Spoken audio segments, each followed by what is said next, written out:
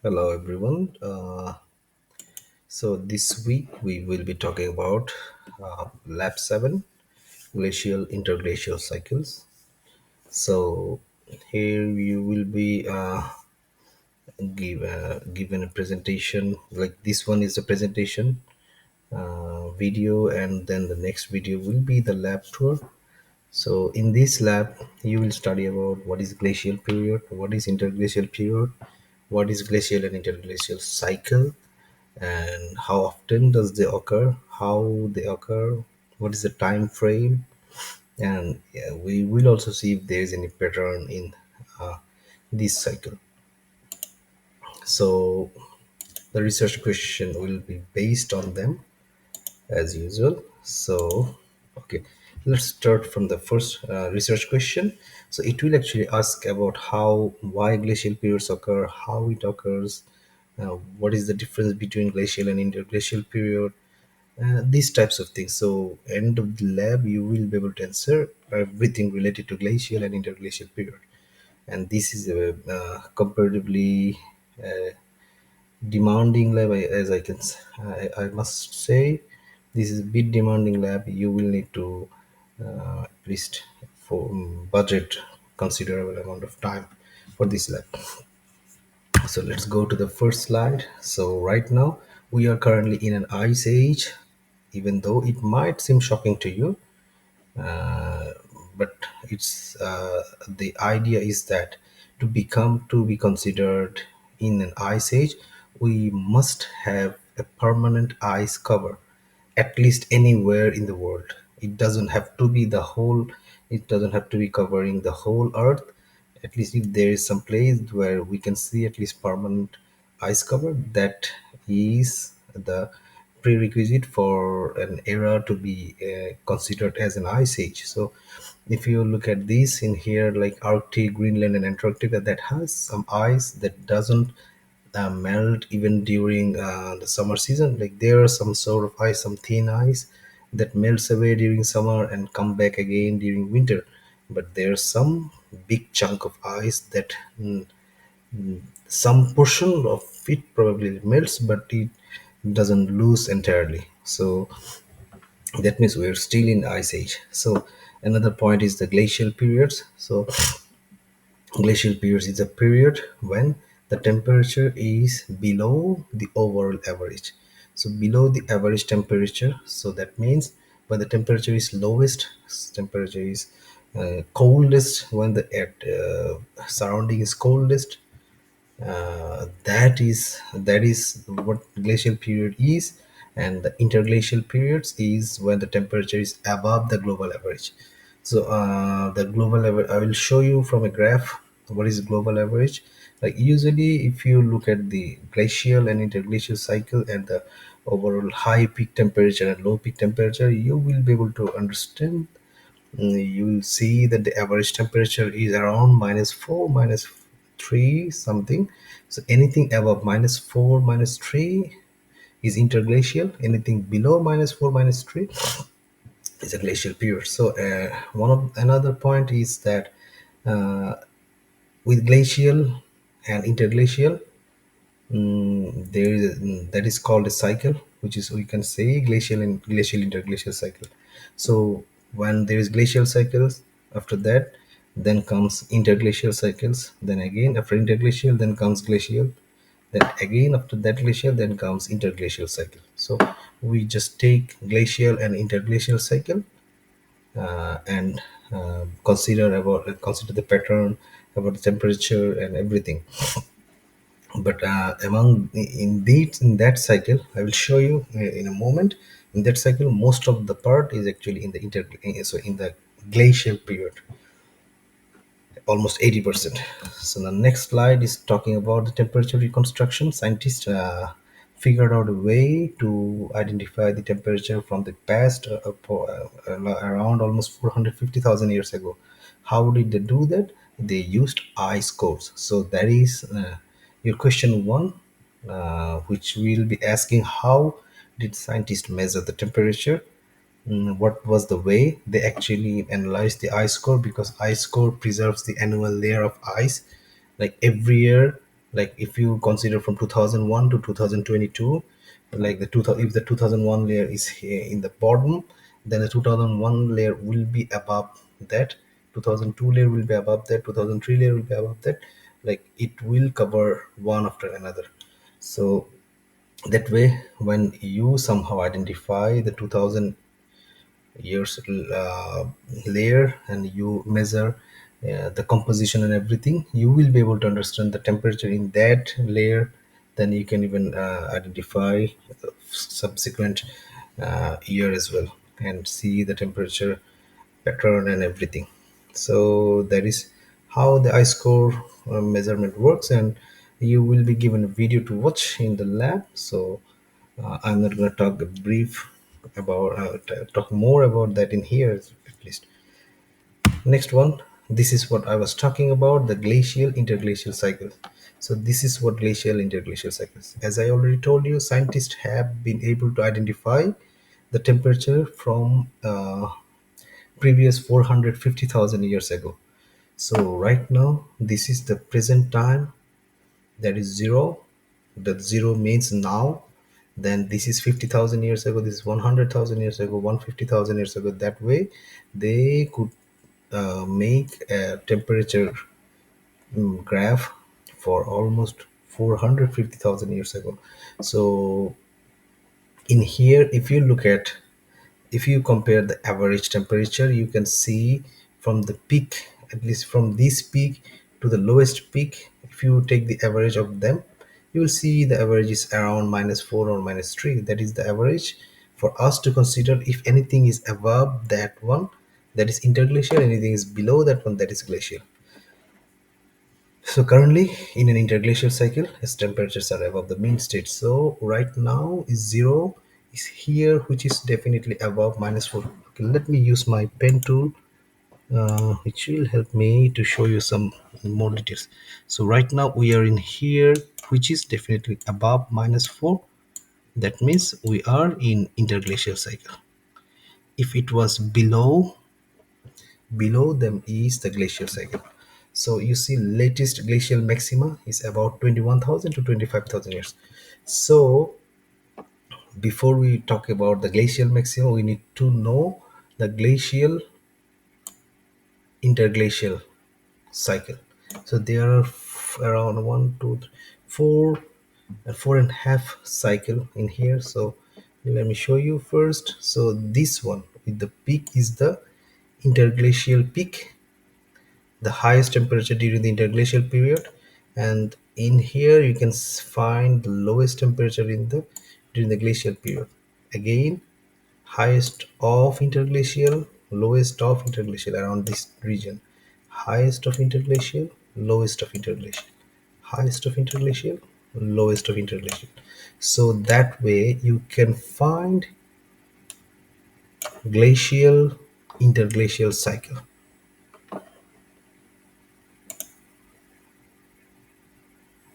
You can find another glacial interglacial cycle. I believe you are able to understand that now. So this is another glacial interglacial cycle. This is another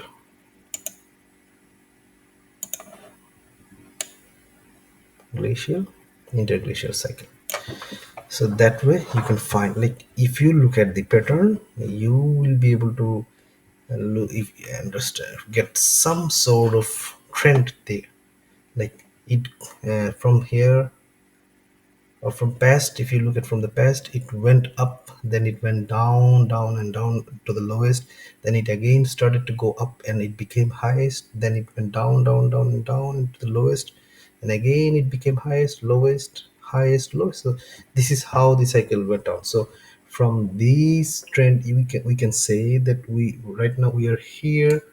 So we can expect our temperature to go this to this point in the future, to this point, around this point, and then it will go down again to the glacial cycle. So since we are talking about this line as the mean state, and you see in every cycle, in the glacial interglacial cycle, as I've already told you, so you see the majority of the temperature is happening in this region. You see, and this region has very like steep change, but it has very small component. If you look at these as well, from this line, majority of it is happening in the bottom. Majority of it is happening in the bottom, and very few of them. So that's why we told in the previous slide that 80% of the glacial and interglacial cycle is spent in the glacial period. So now if we talk about the glacial maxima, so the maxima means the maximum point in any period in any cycle. So for this cycle in here, since this region is the glacial, so the lowest one is the glacial maxima. For the glacial, that is the maximum lowest it can go down. And for the interglacial, if you look at the interglacial, this is the highest maximum temperature it can go up. So this is the interglacial maxima and this is the glacial maxima. Again in here, this is the maximum number of lowest temperature that the glacial period can go down. That is why it's called glacial maxima. And this is the maximum number of upper temperature that that interglacial period can go up. So that is the interglacial maxima. So when we are talking about maxima, it doesn't mean that it is maximum. It means that it is highest in its own sense. Like for the interglacial, for the highest region it is the highest one, for the lowest part it is the lowest one for the glacial. So that way, so if you look at the last glacial maxima, so this is the last glacial maxima that happened around let me use my pen again. This time let me use what color should I use? Orange, red. I already used red. Black. No, let's use black. So if you look at these and draw a line here from there, so you see it's from 0 to 50,000 years ago, so it's almost in the mid, so which we can say that that happened almost 21,000 to 25,000 years ago. And the temperature difference between maximum interglacial and glacial is 10 degrees. So if you look at the temperature difference between these and that, let's use this laser again, these and that, you will see the general difference is around 10 degrees Celsius. It doesn't have to be accurate, it's around 10 degree. Again, if you look at the time interval between any maxima, be it glacial maxima, be it interglacial maxima, you will see the time interval is 100,000 years ago. That means if today we are in the interglacial maxima, that means the next interglacial maxima will from come after 100,000 years from today. If you look at this line in here, you see it happened around 410,000 years ago. Then if you look at these interglacial maxima, it happened around 310,000 years ago, close to that time. So that is 100,000 years in difference. Same thing you can see from here as well as here. So it doesn't have to be accurate, but the general idea is that the interval between each of their maximum is 100,000 years ago, 100,000 years. So the next slide is the climate change factors. Some of those things you've studied in lab 1, I believe. You studied about earth tilting. So here you will also study about the Earth's eccentricity, Earth's obliquity or tilt, which you already studied, and Earth's precession. So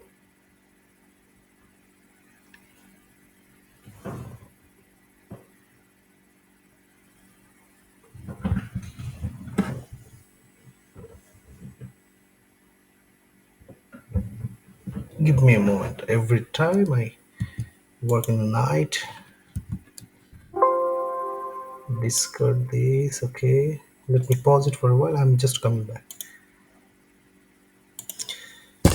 I'm back. Sorry for the interruption. I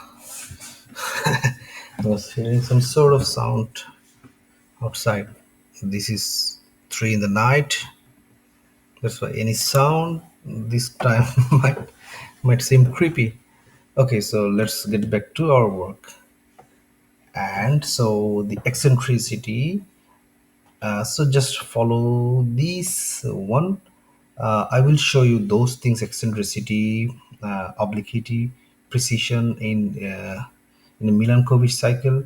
So what is eccentricity? Shape of the Earth's body around the sun occurring every 100. Okay, I don't think it won't make any sense if I'm talking about the eccentricity from this, from here. Just go through the term ephelion and the perihelion. I will show you a figure in the next slide about eccentricity, obliquity, and precision. So ephelion means date when the Earth is furthest from the Sun. That means when the Sun and Earth distance is highest, that is ephelion, and when the Earth and Sun distance is lowest, that is perihelion. So the time is there. The ephelion usually occurs during July, perihelion occurs during January. So obliquity as well as precision. So there is a eccentricity cycle is 100,000 years. Obliquity is cycle is 400,000 years. Precision cycle is 20,000 26,000 years. And eccentricity, obliquity, and precision make up the Milankovitch cycle, which is the reason for the climate change. And that means for these glacial periods, for this interglacial period. So let's go to the next slide and see what does that mean actually. Okay, so my video is running perfectly. So the next slide we're talking about.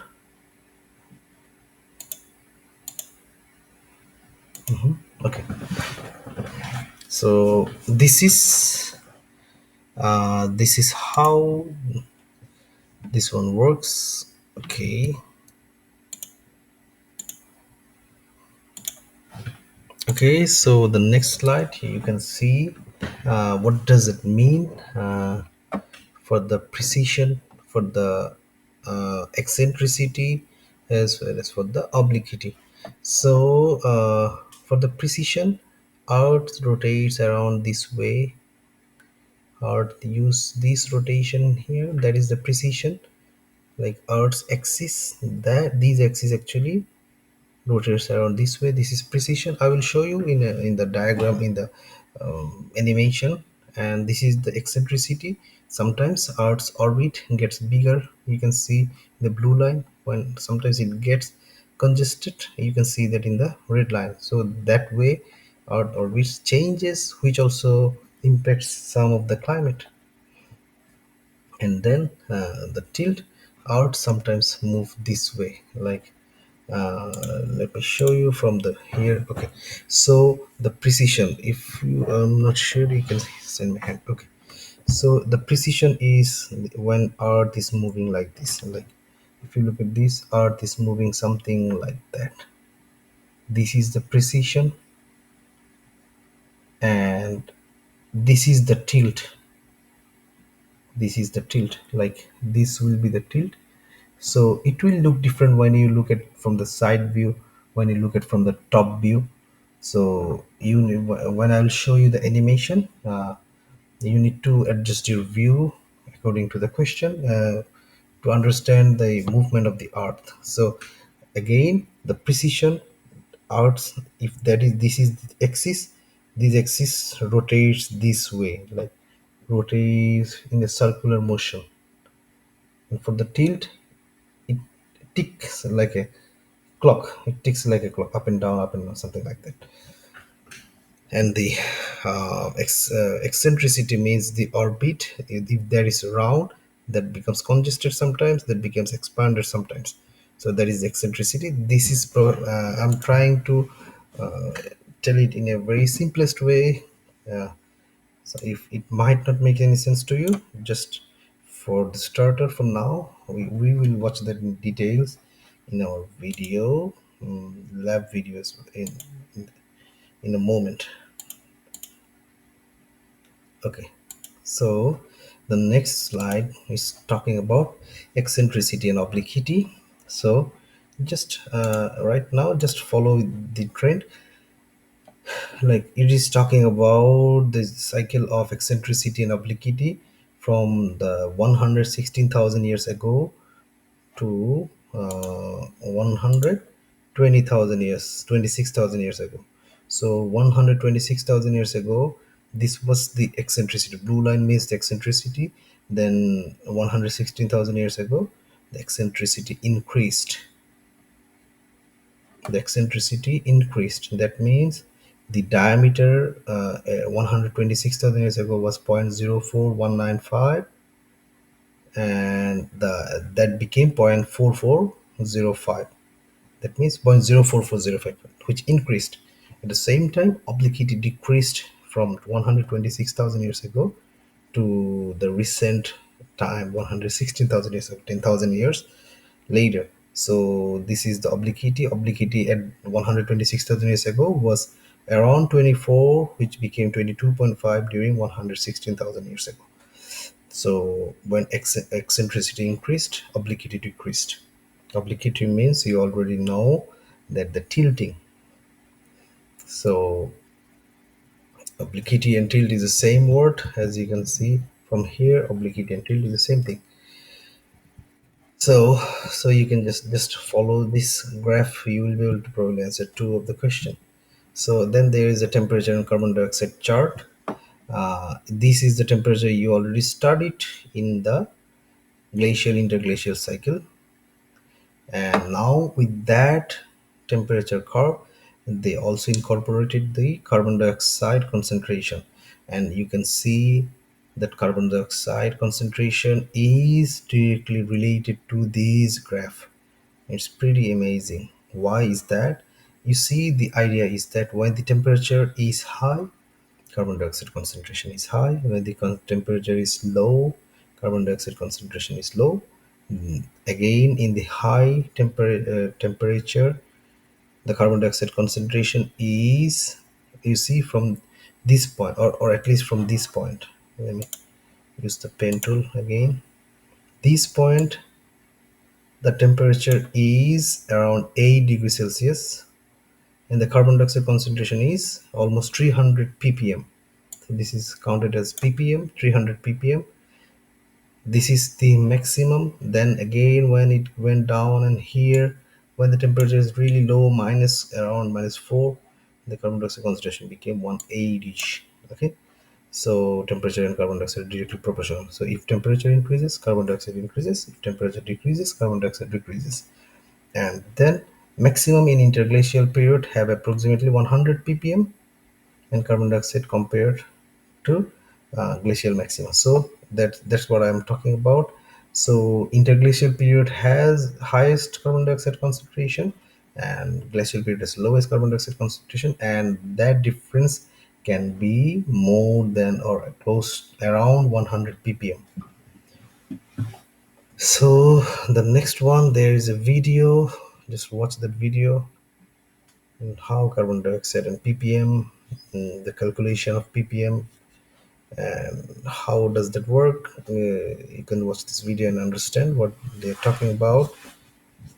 I'm not going to talk about that in here. So that is the end of the presentation. I hope you understood and enjoyed this session. Let's go to the next one. See you there.